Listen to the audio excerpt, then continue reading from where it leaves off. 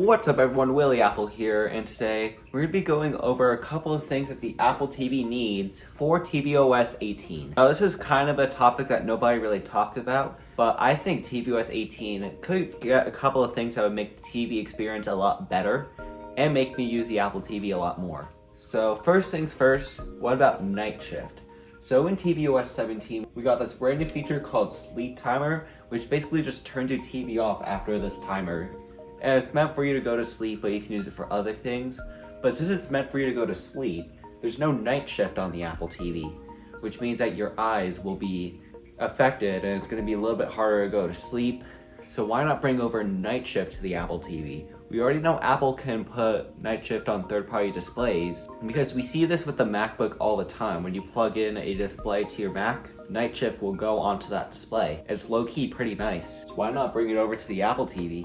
Alright, so now the second thing we need is the Safari web browser on the Apple TV. Now, WebOS, which is what this TV itself runs, has a built-in web browser, but the experience on this TV is pretty laggy. At least the screen's pretty nice on here, but the software experience is not really nice.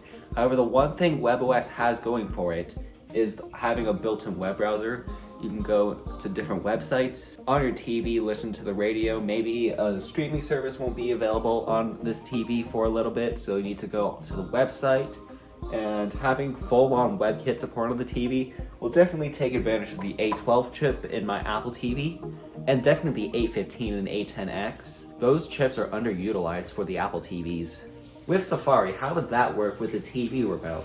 Well, you know this thing's a trackpad, right? And developers have managed to find gestures to track and add a cursor onto the Apple TV. You can click on the address bar, click on buttons, click on links, and then it all just works really well just by clicking on it. This is what this browser is, but it doesn't work anymore. It stopped working a while ago, but we really need Safari on the Apple TV. A lot of competitors for Apple already have a built-in web browser. Why not Apple with their WebKit engine do the best? In fact, I think a lot of these engines are actually WebKit based, so why not just bring over a WebKit to the Apple TV? Alright, so the next thing that we need on the Apple TV is a built-in weather app. So Apple recently redesigned the weather app with Swift UI and a bit of UI kit. But that's all Apple really needs to port it to the Apple TV. A lot of the UI kit and Swift UI frameworks are already on the Apple TV. So why not just start porting the weather app to the Apple TV? I think it makes a ton of sense, where you could just go onto your TV in the morning, look at the weather on the big screen, maybe get a couple of details and more information. That would be pretty nice on the TV, just to know how the weather's going to be in the morning. Alright, so hear me out on this part. I think the Apple TV should be able to view all your information at a glance. So why don't we bring messages, mail, calendar, notes, and reminders to the Apple TV as well. Maybe a one combined app possibly, where it shows you your messages on one tab, all your emails on another tab, all your calendar events on one tab, your notes on another tab. Now, I think that would make a ton of sense, just having a bunch of categories on the top of your TV and you're able to just read through everything. Especially on the big screen, you just sit on the couch. Potentially, there is a notification system in place on the Apple TV, but it's pretty limited. So why not just show a little pop-up on the top while watching content, which is what the Apple TV is designed for. But the Apple TV could just be a whole lot more, which is why this video is being made. But if FaceTime's on the Apple TV of all things, why don't we get email on the Apple TV? Just looking at all your emails in the morning, all your notes, reminders, calendar, or maybe the Apple TV could be a hub for businesses or something. I think the Apple TV could be a whole lot more if Apple actually chose to put in effort to tvOS. Alright, so another thing Apple should bring to the Apple TV is the Keynote app. Now obviously not to edit presentations or anything, but to view presentations. Now I think it should just be optional in the App Store, since not all people are going to want Keynote on the Apple TV, since they wouldn't need it because they're just going to be watching TV usually.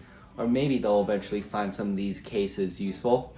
But I think Apple should give the opportunity to businesses to use the Apple TV as a presenting device for their presentations, and maybe this would boost market share on Keynote since it's all integrated into Apple. This is just a potential thing. I don't think it's going to happen anytime soon. I think PowerPoint's still the standard, unfortunately. But we already got PDF readers and a presentation app for like karaoke. So why not just bring over a native Keynote presentation app to the Apple TV? Now, a couple of these things might seem like gimmicks, but you're really gonna say it's a gimmick even though we have FaceTime on the Apple TV of all things? Now, why don't we bring FaceTime audio calling to the Apple TV? Now, I'm not sure if this microphone on this TV remote is any good or not. If it is pretty good, why not utilize the microphone on the Apple TV remote? That would be a pretty nice feature on the Apple TV, and they could just talk to your friend by holding your remote up to your face like this, and maybe bring phone calling. Like, if I were to say the Apple ecosystem's pretty underutilized, it's actually with the Apple TV itself. So if we can get a couple more of those ecosystem benefits, that would be a pretty nice feature to add. Alright, so the next thing that we need is a way to access the news and the stocks app. I'm going to put this in the same category, since they're basically the same code base, kind of. So if I could just sit on my TV, look at the news, that would actually make a ton of sense on a TV. I mean, the news, you could take a look at some of the videos on the news app, and just scroll through articles on the TV. Like, we have a built-in trackpad on here, so... And same thing with stocks. If you are an investor, you could just take a look at the stocks app on the Apple TV. A lot of these apps are UIKit and SwiftUI, and the Apple TV already has those frameworks, so it would be pretty easy to add remote support to the Apple TV. Alright, and last thing but not least, we need the Home app on the Apple TV. Now, you can already control the lights with Siri once again, but Siri is not really good, to be honest. But it might get better on the TV with tvOS 18, who knows, but we need the Home app on the TV to manually control it, to manually control our lights instead of guessing with percentages. You could just press and hold and just get it to the good amount with the trackpad on the Apple TV remote.